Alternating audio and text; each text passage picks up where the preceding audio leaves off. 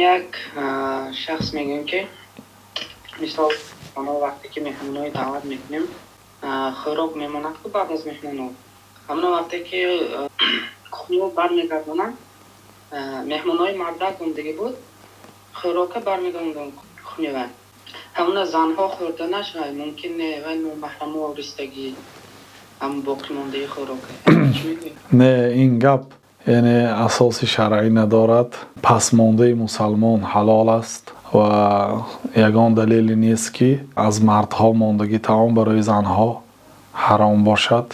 یگان دلیل نمیدانیم که اینا حرام گرداند و واقعا رشک صفت خوب است لیکن باید در چارچوبه شریعت باشد.